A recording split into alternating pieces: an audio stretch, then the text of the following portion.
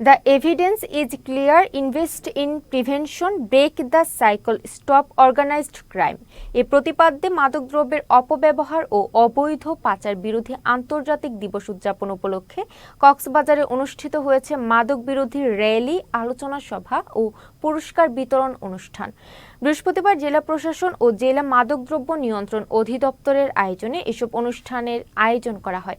সকালে জেলা প্রশাসকের কার্যালয় চত্বর থেকে মাদক বিরোধী র্যালিটি বের হয়ে শহরের প্রধান সড়ক প্রদক্ষিণ করে। পরে পাবলিক লাইব্রেরির শহীদ সুভাষ হলে অনুষ্ঠিত আলোচনা সভা ও পুরস্কার বিতরণ অনুষ্ঠানে সভাপতিত্ব করেন জেলা প্রশাসক মোহাম্মদ সালাহউদ্দিন। এ সময় সরকারি বেসরকারি বিভিন্ন দপ্তরের কর্মকর্তা, সুশীল সমাজের প্রতিনিধি সহ শিক্ষার্থীরা উপস্থিত ছিলেন। সভা শেষে দিবসটি উপলক্ষে রচনা ও চিত্রাঙ্কন প্রতিযোগিতার বিজয়ী শিক্ষার্থীদের মাঝে পুরস্কার বিতরণ করা হয়।